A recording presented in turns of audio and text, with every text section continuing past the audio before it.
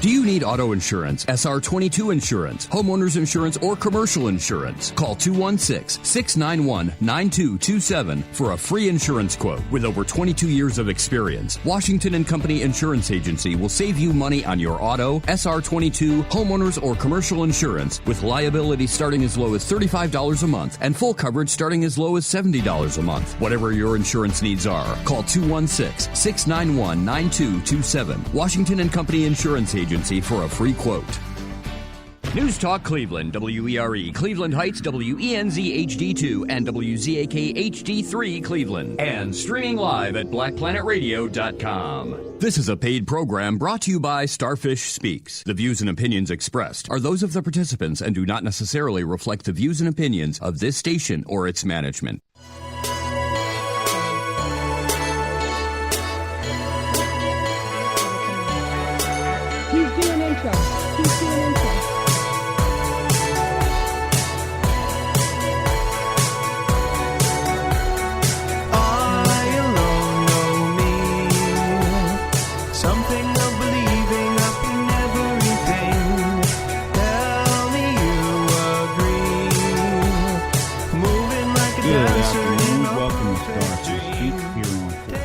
WERE 1490. We are so pleased to be here to bring you information about resources in our community, current events, and education. Hot topics and ideas for your parenting, your special needs child, enriching, and hopefully having fun. We hope you will join us in our discussion today by calling 216-578-1490. We hope for Starfish Speaks to become an important part of your Sunday afternoon. So grab a cup of coffee and join us for the discussion. I'm your host, Greg Stewart, alongside Miss Donna Gilcher. How you doing, Donna? Hey there. Glad to be here. You're legit today. Yes, ma'am. And we are so pleased to bring you Miss Nicole Gerami. Did I pronounce that right? It's Gerami, but that's okay, Greg. Okay, Gerami. I'm so sorry. No I'm problem. in trouble. From the Nicole Gerami Speech and Language Center in Beechwood. Nicole has been treating children since 1993, serving in public and independent schools, clinical settings, and her own private practice. This is very impressive. Thanks, Greg. Oh, man, I like this. She is also a published author of the narrative builder, Tell Me What Happens, e-course, and a book of parents and therapists that is being published by XYY Verlag, in Switzerland. Nicole speaks across the country and internationally on both social skills and development and narrative development in children of the autism spectrum. Nicole has also created the friendship groups, which she continues to run today, as well as the co-creator of Friendship in Teams. Oh, man. We're so glad to have you here. Thanks, Donna. Right. So, all right. So, Greg is legit today. Thanks, Greg. Yes. He's been co-hosting with me. We're going to be having him step up and take a little bit more charge these days. So, remember, you can join our conversation today by calling 216-578-1490 with questions, or if you've worked with Nicole Gerami or attended Fit Camp, call and share your experience about Fit Camp. So, we're going to start with something easy, Nicole. Okay, Donna. So often, parents sit in IEP meetings and, all the professionals talk all the jargon, and speech and language pathologists will talk about the child having receptive, expressive, pragmatic language deficits. How would you describe those to a layperson? Well, Donna, I think when you look at what speech pathologists are talking about, you have to, as a layperson, you can ask them, what exactly do you mean? So what we mean when we say expressive language disorder is what a child can actually say, what they can do in order to express themselves with language. Receptive means what they can understand. Pragmatics means the purposes for which they use their communication socially. So that would be to make friends, to initiate interactions, to engage in conversation. So that's basically it in a nutshell. It's a knit in a nutshell. So what they can say, what they can understand, and what they do with the language. Exactly. All right. Because it is really, there are a lot of times that Right. the parents don't get those. And within that, there's what we call form, content, and use. So the form is like the grammar. So what form does your language take? So receptively, do you understand what people are saying to you in terms of the grammatical structure? Expressively, how you use that grammatical structure to be able to express yourself. Content is the words that you're using, so that's basically the vocabulary, and then use is the pragmatic. So there's lots of different ways to talk about it, but they're all basically understanding. So we know that communication is one of the most important areas, but I oftentimes have parents who are in IEP meetings, and when they say, I'd like my kid to be able to identify, I want the juice, or I'm hungry, or I want to put a coat on or take a coat off, just simple kind of things. And oftentimes the school teams will say, learning to directly name objects or answering those WH questions isn't school therapy related. It's clinical speech therapy related. What's your take on this? Well, I know that in terms of what the school is willing to work on typically centers around what educates them, what impacts them educationally speaking. So sometimes they may not put the same value on requesting or labeling that parents would, but I believe that the child has to be able to communicate what's meaningful to the child. So whatever gives that child power, if it's naming an object, if it's getting a need met, that's what that child needs to learn, and that's what that child needs to be able to do to be able to function in the educational environment. So I think parents have to advocate for what's meaningful to that child. So you would encourage the parents, because this was one of our questions that actually got emailed in this week, and so you would encourage the parents to say no.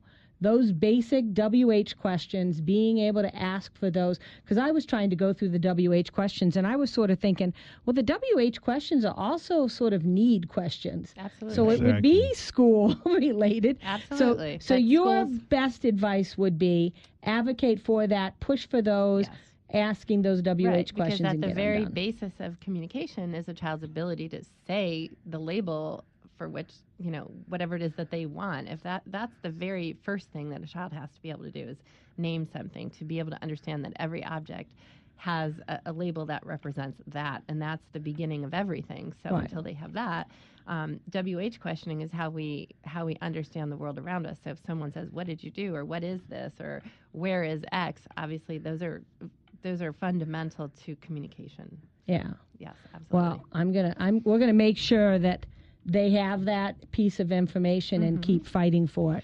All right. So I understand that you are the author of this speech and language tool called the Narrative Builder.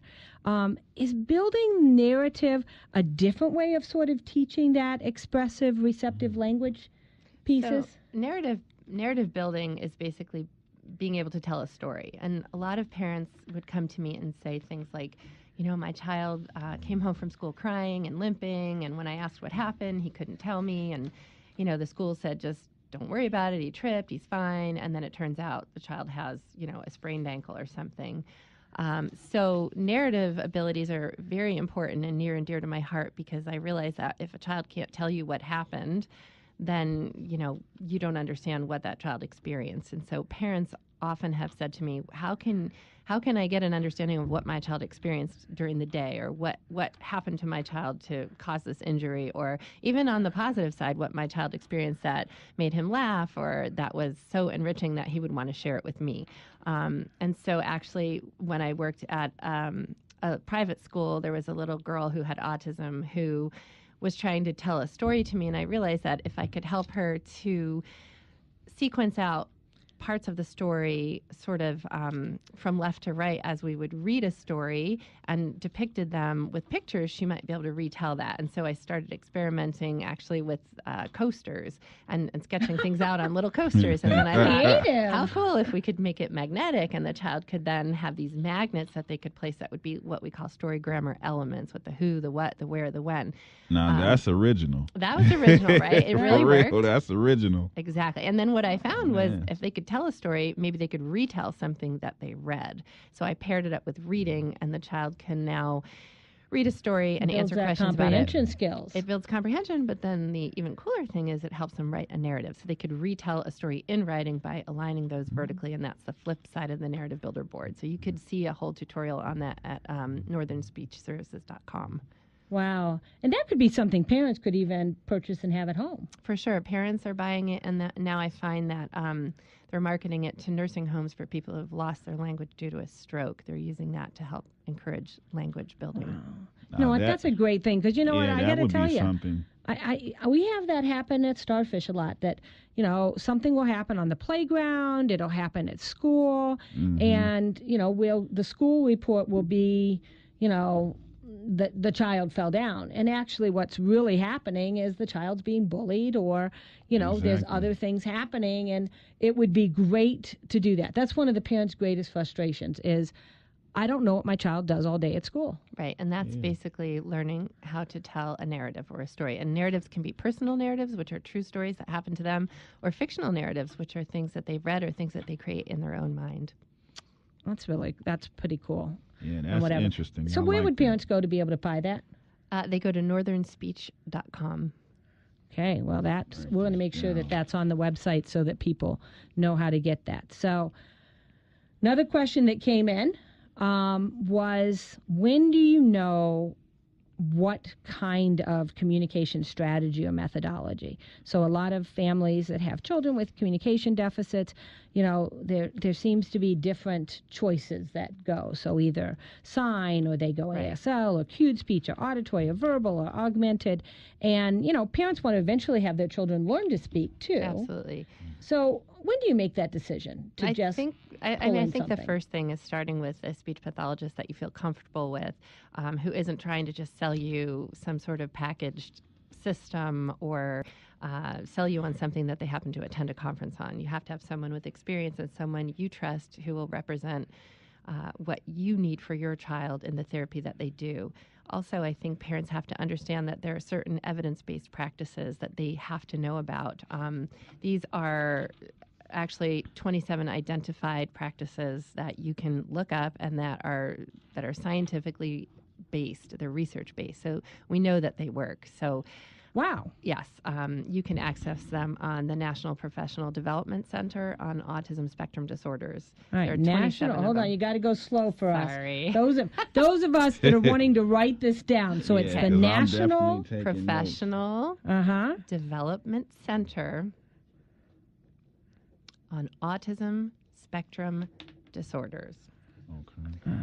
They also have created some learning modules that are called Autism Internet Modules, or AIM. AIM, okay. And you can access these 24 learning modules that tell you about all these different evidence-based practices. So if you're confused about what you might want to access for your child, you can learn about them and then find a therapist who's able to use those methodologies. You know what? This is cool, man. You know I what? like That's this. power. We always say at Starfish, knowledge is It's power. yeah, exactly. All right, we've got a caller on line 1. Welcome to Starfish Speaks.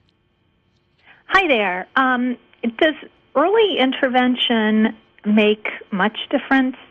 So, for example, if one waits until after the age of 11 for intensive speech therapy, can that make much difference? Thank you. Absolutely. Am I okay to answer that, Donna? Yeah, Okay. please. By all means. I don't know the answer, so I hope you can Well, answer it. what we know from science, from research, is that children are most able to learn, and some of those neural pathways are most easily changed at very, very young ages. So if we miss the window, course, it's never too late to help a child and to give a child therapy. But that window from when they're just toddlers and learning to talk through, I would say, around age 5 to 6, that's the optimal time to intervene, and that's why early intervention is so important. After that, things are a little bit more difficult. So early intervention absolutely works. So here's a question, because, we've been talking about racial disparity in the identification of autism. And we know that from Dr. Boyd's work and Dr. McDonald's work that we're talking 3 to 4 years later. So if a child doesn't get, as our caller said, till 11, the school may not even identify them because they have, they're able to do, a little bit of language, but it's not real good, meaningful language. Right. Have we missed the boat? You have missed the boat. I would venture to say I don't think we can ever write someone off, but by the time you're 11, you have so many overlaid behaviors on top of the language deficit. Yeah, that's what ends up happening is frustration behaviors. Grows, absolutely. So we want to reach kids when they're young, and that's why scientists are working really hard to try to determine if a child, for example, has autism. They're learning right now that they can detect that in infancy when the child doesn't make eye contact, when the child doesn't focus on their caregivers' faces. There's a lot of documentation now that says we can tell who's autistic. We can intervene very, very early, and it does make a difference. Yeah, and it also makes a difference, though, with the pediatricians even knowing that, Absolutely. looking at that stuff and getting that word out. I know that's the one thing that everybody's trying to do is get that knowledge out. Right, and I think, unfortunately, pediatricians don't want to upset parents some of the time, so they say, well, let's give it another 6 months. Let's wait until he's 3. And sometimes we're missing valuable time just to protect the feelings of the parents. But I think parents appreciate someone saying, hey, I see these signs. It may or may not be autism, but let's go ahead and address them. Let's tackle it now. Exactly. Let's do some early intervention and see what it is. And you know what? I think that is. And I think that autism is becoming less scary. I think it's, more people are realizing that it's a normalized kind of thing, and we don't have to worry about it. Not just autism, but all disabilities. Exactly right. So, this go ahead. one is interesting to me because, I've just been reading over some of your credentials. How did you develop the fit camp concept? Oh, okay. Well, about 10 years ago, I had been conducting social skills therapy in my private practice, and it was going great, and the kids were learning all kinds of social skills, and the parents would often say, that my child seems to understand what to do but isn't able to do it outside of your office, and that really bugged me. I thought, wow, we better find a venue where this child can practice the skills in a meaningful environment. And if you look at kids who have autism spectrum disorders or ADHD or other disabilities that affect social skills, often the hardest situations are those that are the least structured. So recess, PE class, and the lunchroom, birthday parties. So I tried to replicate those environments to help the kids both learn and do in the same environment, and it really works. Yeah, you know what, though? One of the things that often happens, though, is that it seems like the neurotypical kids don't know the scripts for the social skills always. And so that's what hangs up our kids sometimes. Because, my son went through social skills training. He's got the scripts down. And the problem is, though, when he's in that situation, sometimes his scripted language is so formal that I think that the so-called normal kids, they don't quite know what they're supposed to be doing. Right. They fear what they don't understand. Exactly. That's and what I that think is. Typically developing kids move at a very, very quick pace socially.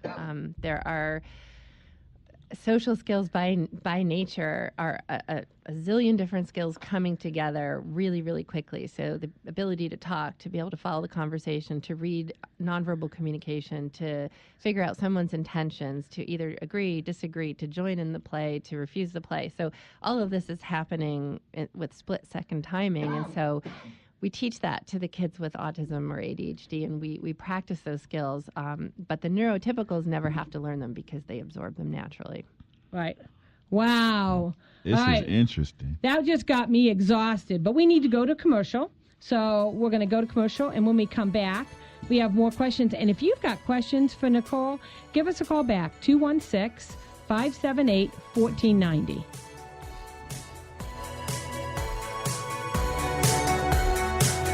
Do you need auto insurance, SR22 insurance, homeowners insurance, or commercial insurance? Call 216-691-9227 for a free insurance quote. With over 22 years of experience, Washington and Company Insurance Agency will save you money on your auto, SR22, homeowners, or commercial insurance with liability starting as low as $35 a month and full coverage starting as low as $70 a month. Whatever your insurance needs are, call 216-691-9227. Washington and Company Insurance Agency for a free quote. This is Al Grimes, Director of the Cuyahoga County Fatherhood Initiative. I have an important message to all fathers, stepfathers, and father figures in Cuyahoga County. Join us every Wednesday for Fathers Matter with Al Grimes from 5 to 6 p.m. on WERE 1490. We'll talk about important issues such as jobs, parenting skills, child support, and more. We will have special guests, questions, and answers. Wednesdays from 5 to 6 p.m. on WERE 1490. Why should you listen? Because fathers matter. Are you addicted to drugs or alcohol? Even if you think you might have a problem, call this number right now for free information. 800-610-4417. That's 800-610-4417. By calling the Addiction Rehab Specialist, you're taking the first steps to recovery. Their advisors are ready to match you with a proven 5-star facility right now. The call is free and the information is free. 800-610-4417. The federal government says you can have up to 90 days off work for treatment. And if you have insurance through your employer, it could mean little to no cost to you. This free call is completely confidential. Seriously, pick up the phone and call us now. Our advisors are standing by. 800-610-4417. 800-610-4417. That's 800-610-4417. 800-610-4417. Addiction Rehab Specialist is a network of independent treatment centers and placement services nationwide. Visit newstalkcleveland.com to sign up for the One VIP card from American Express Serve. Get free early direct deposit, ATM use, and online bill payment. Your money matters.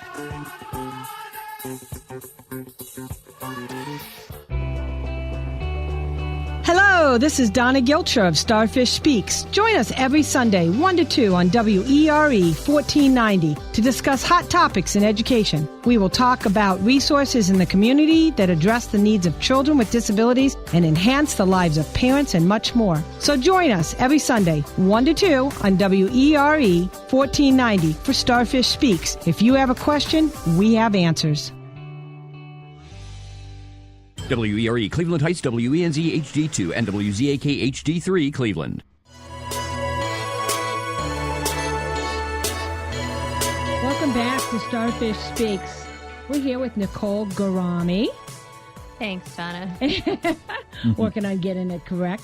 Working on my speech. And if you were with us before we went to break, Nicole gave us an exhausting list of all the things that you have to do as you're having this nonverbal social skills kind of conversation going on. So we're going to come back to that because I don't know if exhausting yet informative. I don't know if I could do all of those things at one time. But I want to go back to, if we can go back to a minute, I think it's great that parents can go and look up information at the National Professional Development Center on Autism Spectrum Disorder to be able to get some evidence-based practices for speech and language. But so many parents are being told, you know, you've got to buy these augmented devices, and they're not cheap, and unfortunately insurance doesn't pay for it all. Mm-hmm. And that if their children use these augmented devices, and some of them are as small as a cell phone and others are bigger, that their child's going to be able to communicate with their peers, which every parent wants, and with the parent, and that by hearing the augmented voice, the child will begin to vocalize and speak more. Right. Augmentative and alternative communication can be very effective. It can be a lifesaver for so many kids, especially kids with severe apraxia of speech, which is a motor speech. What's apraxia? Apraxia is it affects the motor skills. Very good, Greg. You want to take over? Greg is absolutely correct. So it's a Yeah. motor planning disorder. That tends to be absolutely devastating for kids who have it in a severe form because they know what they want to say. They absolutely cannot get the articulators to sequence correctly to be able to say what they want to say. So I have seen amazing success stories with augmentative communication.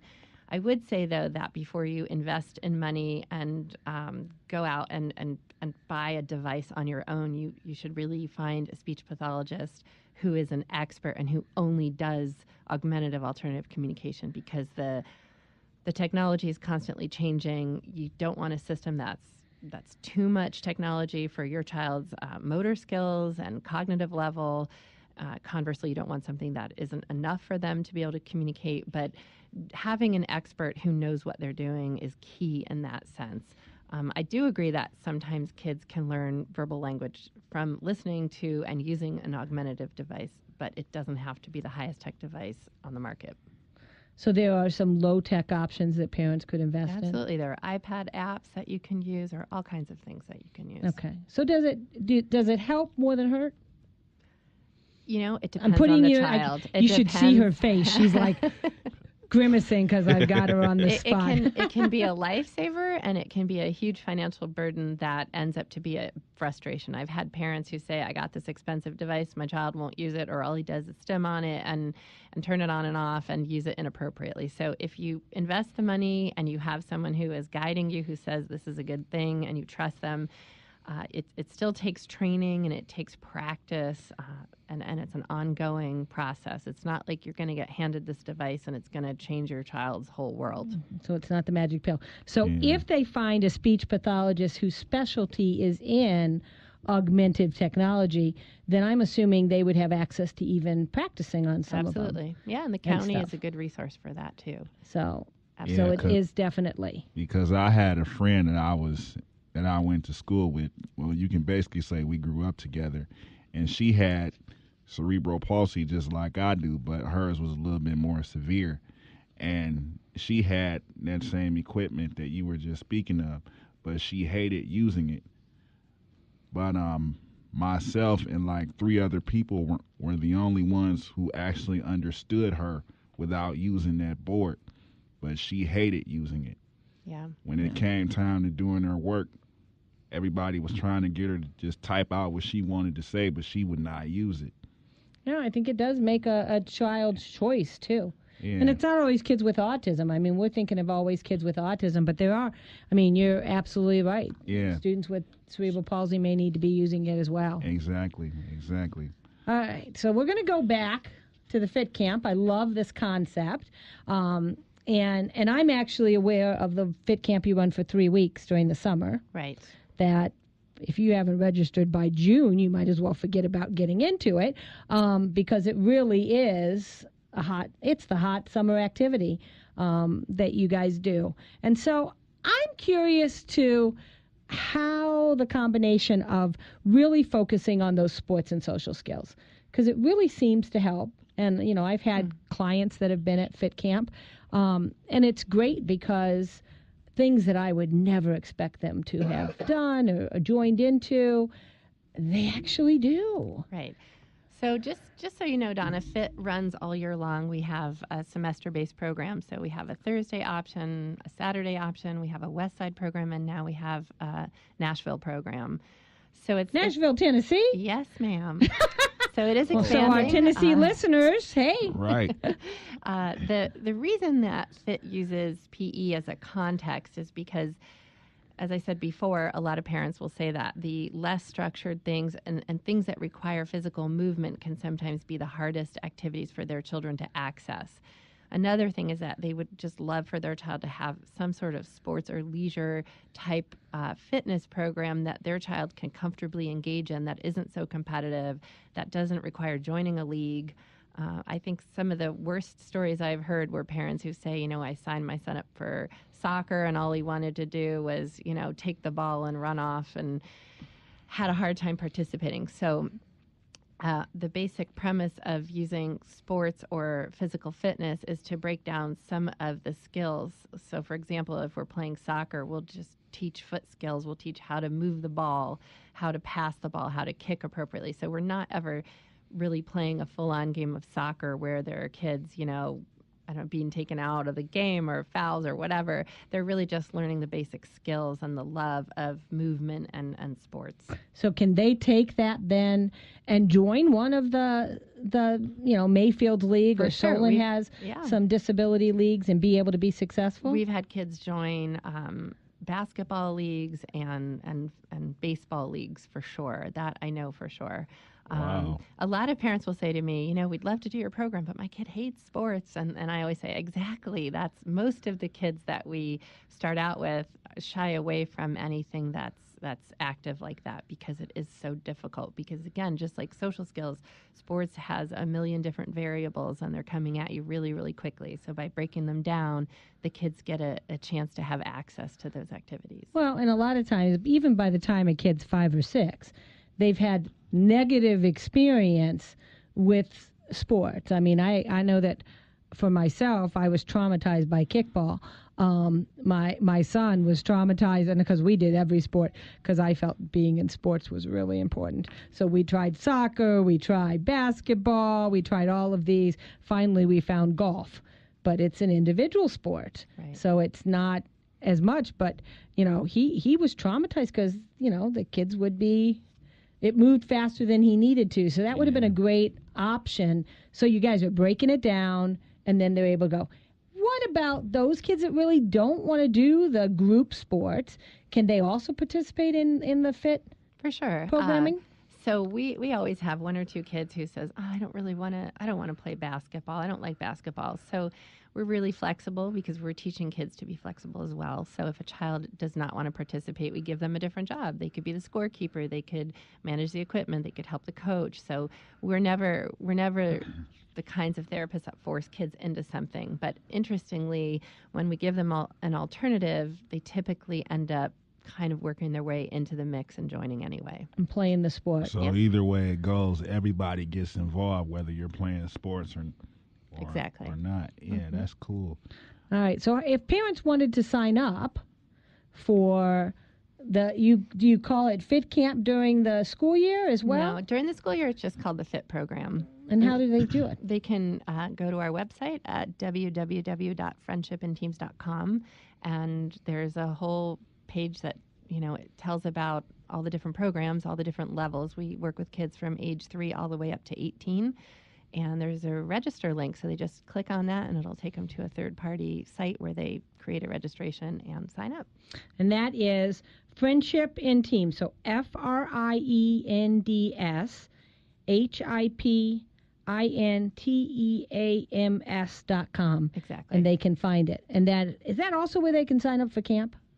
Yes, that's also where they sign up for camp. We haven't opened that yet, but it'll That'll probably be where hit that the is. website in All February. Right. So I know that you also, with the Fit Camp, you have that there's a pre-interview that the campers do. What kind of things are you looking for in that pre-interview?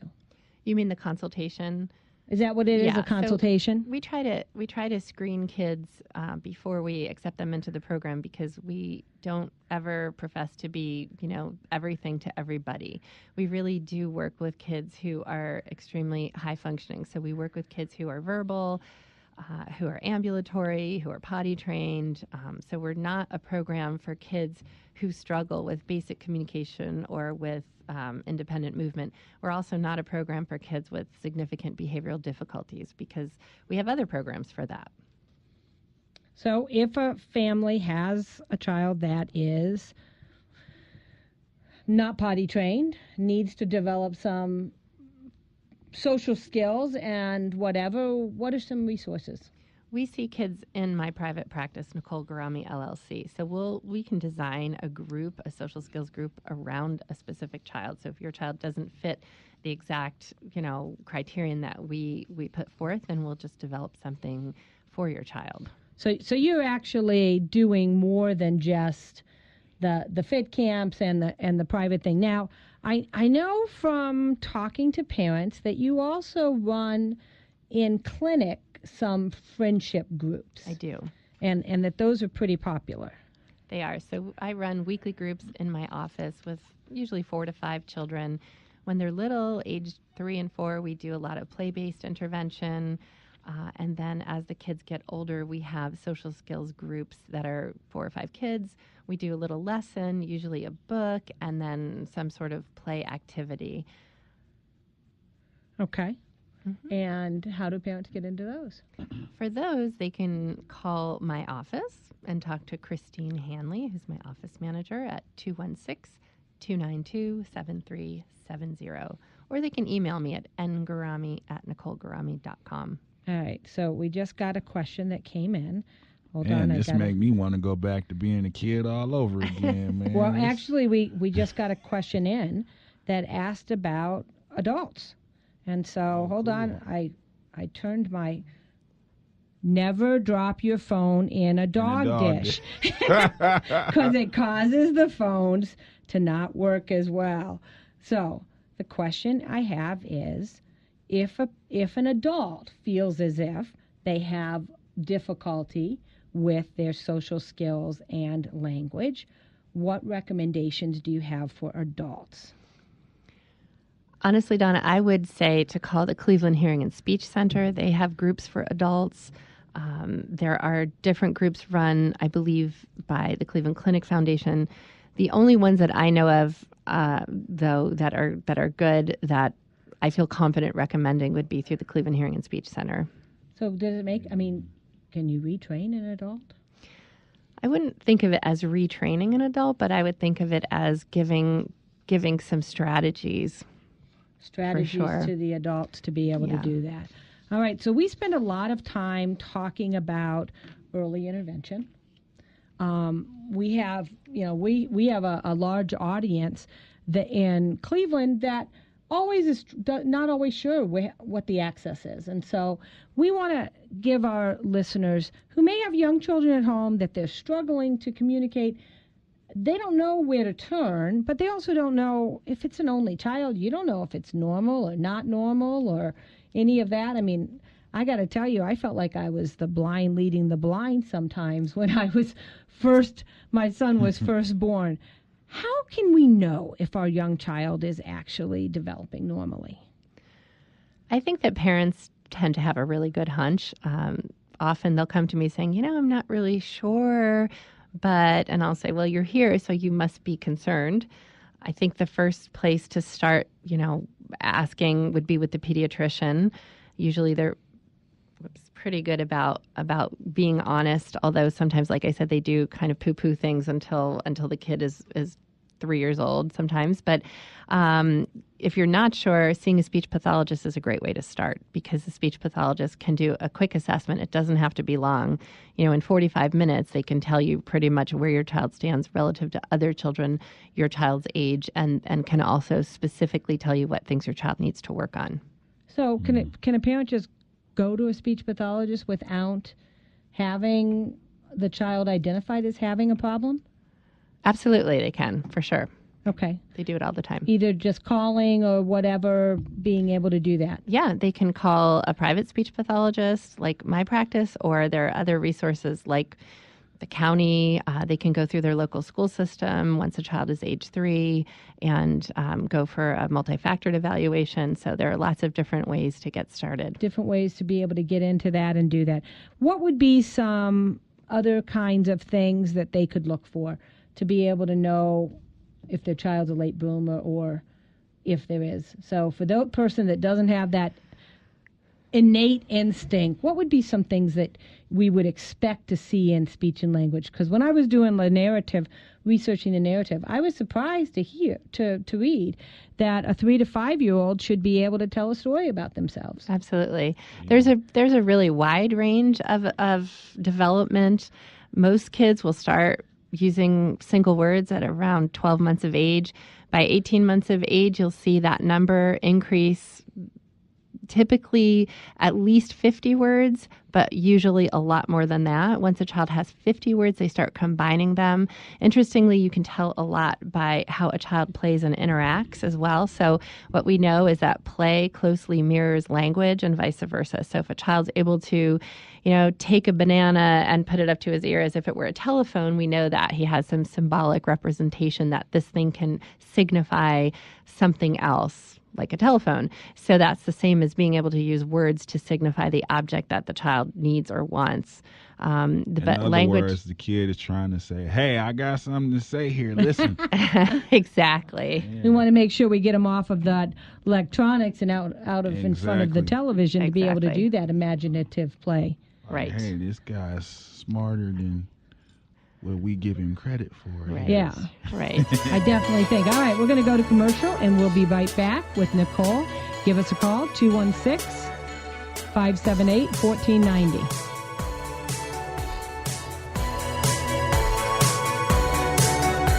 Auto insurance, SR22 insurance, homeowners insurance, or commercial insurance. Call 216-691-9227 for a free insurance quote. With over 22 years of experience, Washington and Company Insurance Agency will save you money on your auto, SR22, homeowners, or commercial insurance with liability starting as low as $35 a month and full coverage starting as low as $70 a month. Whatever your insurance needs are, call 216-691-9227. Washington and Company Insurance Agency for a free quote.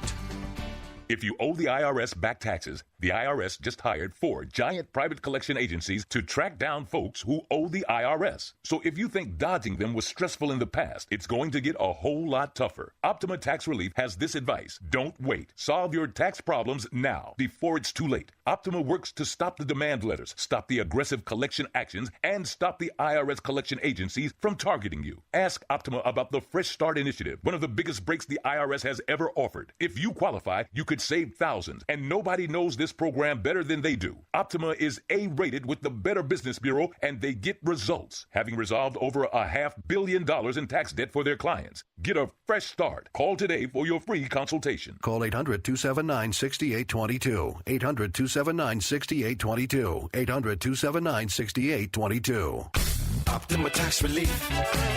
Some restrictions apply. For complete details, please visit OptimaTaxRelief.com. Man, it's time for basketball to get started again. This season is going to be crazy, and I'm going to as many games as I can. You may be styling in those seats, but how you gonna get there? You better get your bus fare ready, because that ride you got ain't gonna make it. You need to check out North Coast Auto Mall at 1-800-AUTO-DEAL. They'll set you up. Yeah, I heard they commercials. As little as 99 cents down, right? Man, come on. $1 ain't getting you nothing nowadays. North Coast Auto Mall is legit, and we're talking about Navis, Beamers, Tahoes, Mustangs, them type of dope rides that'll have you driving like a king. All you gotta do is call North Coast Auto Mall at 1-800-AUTO-DEAL. And bruh, don't worry about that credit of yours. I know it's kind of funny. They'll work around it. You'll be riding in one of them sweet rides in no time. I give it a try. Where they at? North Coast Auto Mall got 3 different spots. At Pearl and Brook Park in Parma, across from the Chapel Hill Mall in Akron, and on Broadway on the Bedford Auto Mile. All 3 online at 1-800-AUTODEAL.com. You know what? When I get that car, I'm going to see if I can drive it in the championship parade.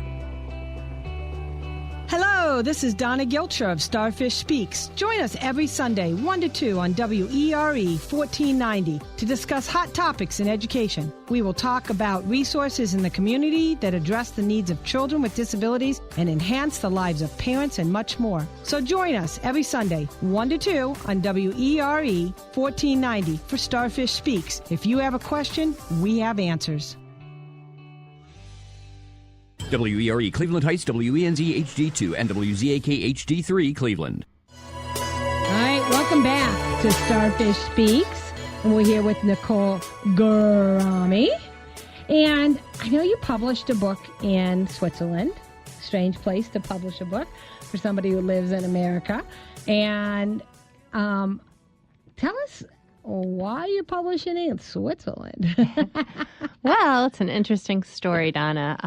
As you mentioned before, my family's originally from Switzerland. I have family there still, so I like to visit there a lot. And gorgeous. So I thought, hey, I have a private practice. Maybe I could make this tax deductible. So maybe I was being a little bit sneaky, but I did I thought if I contact somebody at the University Hospital of Zurich, surely I could find somebody in autism and maybe get together and find out what they're doing over there. So I literally just Googled somebody at the university and got invited into their practice. Interestingly, the practice that they do with autism is in the psychiatry department, which was interesting to me because we know that it's a developmental disability and not a psychiatric disorder. But in any case, I went over and met with this nice professor who was the department chair and sat down, and he said to me, so, what do you do? And I told him, and I asked him, how many kids with autism do you see here in Zurich? And he said, in our practice, we see 10 kids. And I was shocked. In all of Switzerland? In all of the state of Zurich. Oh, my God. So I thought either they're not identifying people or, he asked me, he said, how many do you see? And I said, probably 100 a week at least. Right. So the difference was so huge. So we just started talking about different models of intervention. And he asked me what I do. And when I told him everything that we do over here, he said, could you come and talk to us? Would you talk to my faculty? So I thought I'd be talking to, maybe 20 people, but I spoke in front of 500 and had to do the whole thing in German. So that was probably the hardest thing I've ever done. But out of that came this request for a book because no one had really done anything over there in narrative development. And so someone said, hey, could you not only write about narrative development, but could you also tell us how to help kids learn conversation? And so that's what the book is about. It's in progress currently. Wow. Well, you know what? When you talk about a problem with early intervention, you identified in Zurich a problem with early intervention. Right. And whatever. Because I bet they're identifying some more students right now. Absolutely. Than they used to. Yes, for sure. Wow. That's definitely a big one. But I love the creativity. Yeah, man. Creativity is everything. The creativity comes from the kids. They tell me what they need. I observe them. They tell me what's hard, and I just design things around them. Wow, that's pretty cool. All right, so I know that Greg had a question about Fit Camp. Yeah, because this Fit Camp thing just it caught my attention for real. Like, what's the day actually like at Fit Camp? Is it real busy? Are they real energetic or? Yeah. So, Greg, the way Fit It's Camp... exhausting, just to let you know. It's exhausting to run, but I love to do it. Like it. The Fit Camp is designed to give kids an opportunity to spend a day in a structured environment that isn't like you're out in the field all day in the hot sun, playing Gaga or whatever games they play at these camps. So basically, it's a bit like a school day, although it's infused with lots of fun activities. So the kids have 45 minutes in the morning of social skills intervention. We use a social thinking approach, so you can see that at socialthinking.com. There are a bunch of different books and curricula that we use from that. After the social skills 45 minutes, then they go through specials. So they might have science where they're doing experiments. They have technology where they work with iPads and do GarageBand. They have an academic period where they work on their individual IEP goals, so reading, writing, that kind of thing. They also have art and lots of different activities throughout their day that promote not only academics, but social interactions and making friends. So it's actually something parents could request for extended school year. Absolutely. Extended school year is a big part of it. So we have had kids from all different districts as their ESY, for sure. So all right. Here's another question, because I believe you have students that are going into speech pathology and want to be working speech therapists as part of your staff for the summer, right? Yes. So I am adjunct faculty at Case Western Reserve University, Akron, Kent State, Cleveland State. So I get a lot of graduate students who I train during the Fit Camp. So not only do we offer kids an opportunity to learn, but we also train the graduate students. So we could have anywhere from 12 to 15 students for the summer. So it's not as if you're sending your kid to camp and they're with untrained speech persons. They're actually trained speech pathologists that are working with and going through all of those activities, as well as working on those school activities and IEP goals. Right. And our staffing system has 6 levels of staffing. So we have master's level, we have a PhD psychologist, we have we have the graduate students, then we have teachers, we have teachers' aides, we have high school kids who help, and then we also have our own counselor and training program where we help kids who are on the autism spectrum or who have other difficulties first learn how to be a counselor. So that at first they're actual clients, and then they volunteer for a year, and then they actually get paid positions in the camp. Wow. So it's actually them learning to be able to be leaders. Exactly. Awesome. So could a student start with you when young and then actually become a counselor in training? So it's a whole progression of services? Yes, we've had several do that. Wow. That's pretty cool. And whatever. If you haven't done Fit Camp as parents out there, it really is pretty. It sounds like it's a pretty cool concept. Greg, you know what? They do it out at Ratner, out in Beechwood or Pepper Pike. And I got to tell you, I spent a whole week shadowing a student.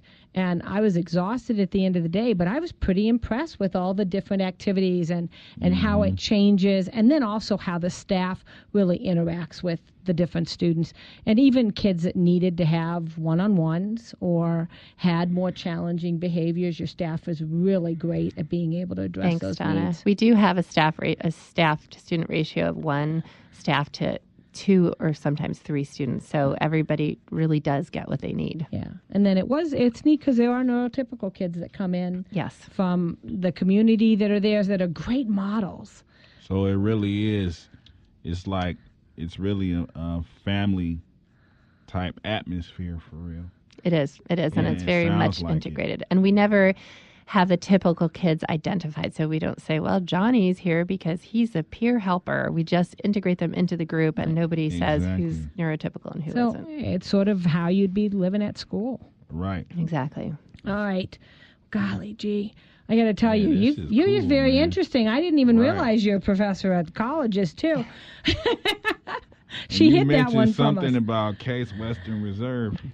Yeah, that's right there where I live. That's big time. All right. So one of the things that we always, as we begin to end, is we ask our guests always, for the parent listening, what would be your 3 top tips for enhancing a child's life with autism or even with any disability that you would recommend to parents?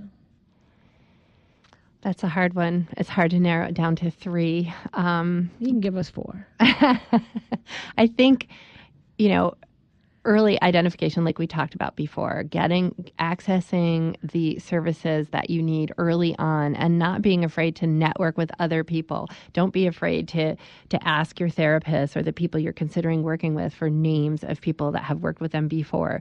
Talk in the community. Go to Milestones. It's a great resource. They have so many good things. We had them on 2 weeks ago. Exactly. They are such an awesome. So reaching out to people, knowing that you're not isolated. There are so many people who are affected by autism and other disabilities. So reaching out to the people who can help connect you and get yourself connected, that's a huge one.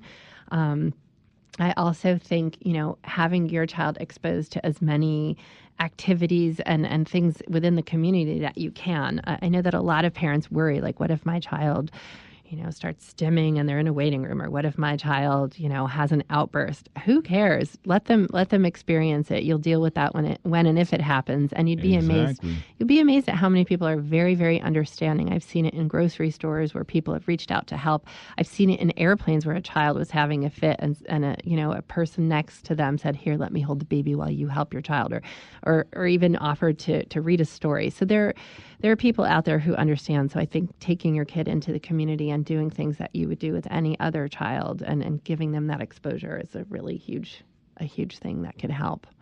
I don't know if that was 2 or 3. That was 2. I think the third one is really, within your school, whether you choose public school or private, not being afraid to advocate. I think a lot of parents believe that, well, the team in the school, they're the ones who are going to dictate the goals and I have to go with those. That's not the case. You really can advocate for your child's needs. I think the parents who advocate the most have kids who get the best services. So regardless of the district you're in, and if you find it difficult to speak directly with the school staff, then you can hire an advocate. There are people who do this all the time. So That would be my third. That would be your third. All right. And for those parents who have children that have language concerns, number one piece of advice. For language concerns, I would say find yourself a therapist who you feel comfortable enough with to help direct the therapy. So you shouldn't have to just go into a therapy center and say, here's my child, go ahead and do the therapy. You should be able to help dictate the goals. You should be able to sit on therapy so that you can see what the therapist is doing and make that connection from the therapy room to your home and have that therapist communicate with school personnel. So that's a huge one for helping kids with language disabilities. So sitting in on the therapy. Absolutely, yeah. Oh, see, I never knew you could sit in on the therapy, so that's great. And whatever, too. And you can encourage. You can say, nope, I want to be sitting in on the therapy. Absolutely. I want to see You're paying and for make it those or your connections. insurance.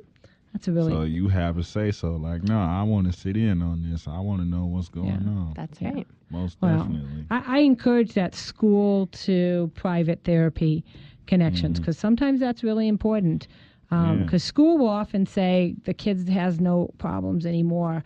And sometimes the private therapist can still identify some of those, what we consider those rough edges, that if we could figure out a way to fix the rough edges, the child could fly. I often say, if you can get in there, do an intervention, and get out, and the child doesn't need to be a lifer, it's always the best way to do it. For sure. Nicole, we've loved having you. Thank you for having me. It's been great having you, and we've learned a lot more. You learn something new every day. We did. So we encourage you, if you have questions for Nicole Gerami or want to get hold of Nicole Gerami, Speech and Language Services, they can call you at 216-292-7370. Or you can check her out online at NicoleGerami.com, NicoleGerami.com, and I highly recommend it. Easy to work with, great people. Thanks so much for joining us today at Starfish Speaks. We encourage you, give us calls, give us email questions. We look forward to hearing from you. Thanks so much.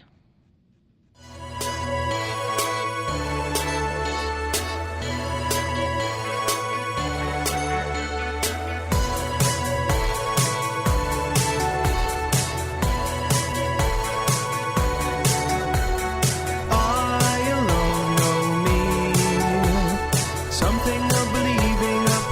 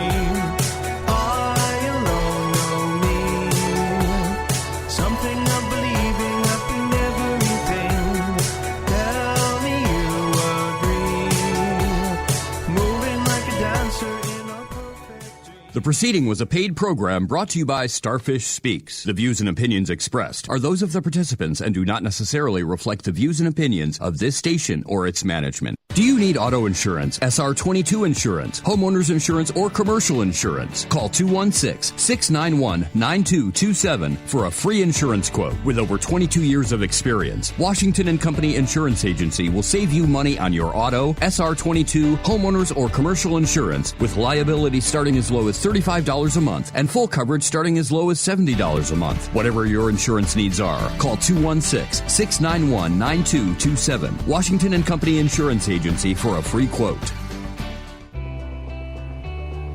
Hello, this is Donna Gilcher of Starfish Speaks. Join us every Sunday, 1 to 2 on WERE 1490 to discuss hot topics in education. We will talk about resources in the community that address the needs of children with disabilities and enhance the lives of parents and much more. So join us every Sunday, 1 to 2 on WERE 1490 for Starfish Speaks. If you have a question, we have answers.